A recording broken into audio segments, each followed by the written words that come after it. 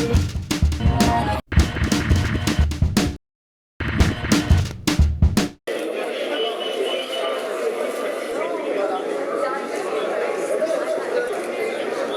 pouvez nous dire ce que vous avez vu? Qu'est-ce qui s'est passé à l'intérieur? J'ai vu la nouvelle collection de je sais pas comment Mango. J'ai vu des gens apparemment qui discutaient, mais je ne sais pas très bien ce qu'ils Vous savez voulaient. pas pourquoi? Par rapport, il y a une histoire de couleur, de peau apparemment. La brigade anti-négrophobie a investi la boutique Mango. Les magasins Mango ont fait des chaînes et des gourmettes portant le nom de slaves, c'est-à-dire des chaînes d'esclaves. 2013. J'ai envoyé un mail et eux ils m'ont dit que ils m'ont répondu en me disant que c'était une mauvaise traduction. Je suis désolée, slave en anglais ça veut bien dire esclave. Faut pas prendre les gens pour des cons. Et c'est d'ailleurs à se demander si ce n'était pas fait exprès pour tenter des opérations de communication, attirer un petit peu des gens pour par la suite dire bah oui, nous nous sommes excusés. Ça touche les Noirs, ça touche l'esclavage et on n'entend personne, on voit personne, personne n'en parle. Et quand il s'agira des élections, ils viendront nous chercher. C'est pas normal, tout simplement. J'étais agente créateur de bijoux en fait, donc juste j'appelle les designers qui ont envie de créer à avoir une démarche éthique et respectueuse de l'ensemble des citoyens.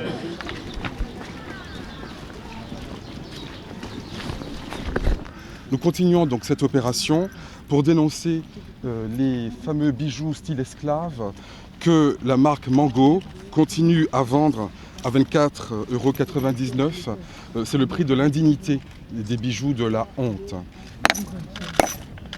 Et il ne faut pas acheter ces bijoux surtout. C'est pas Mango qui a à mettre en cause précisément, c'est un problème de fond d'une société qui banalise ce qu'a été l'esclavage, qui en 2001 a été reconnu crime contre l'humanité. Une traductrice qui marque collier style esclave ne se rend même pas compte du problème. Ça n'est pas une action violente, mais c'est pour dire non. On ne peut pas aujourd'hui tout dire, tout faire.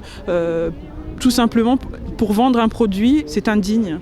Et c'est en ce sens-là que l'on se réunit aujourd'hui et afin de conscientiser chacun et de ne pas laisser passer des choses qui peuvent paraître pour certains banales, qui n'évoquent rien d'ailleurs pour certains. Les personnes qui ne se rendent pas compte de la gravité des faits, c'est les gens comme vous et moi, les clients.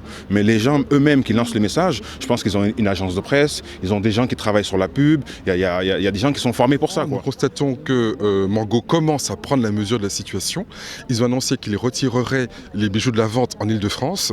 Maintenant, il reste à faire en sorte qu'ils appliquent la même règle à l'ensemble de la France et même à l'ensemble du monde. Je ne comprends pas qu'ils puissent dire « c'est vrai, ces bijoux sont très choquants en Ile-de-France ». En revanche, à Marseille et à Bordeaux, on peut les vendre sans problème. Alors ça, c'est une politique du droit à géométrie variable qui me paraît difficilement soutenable.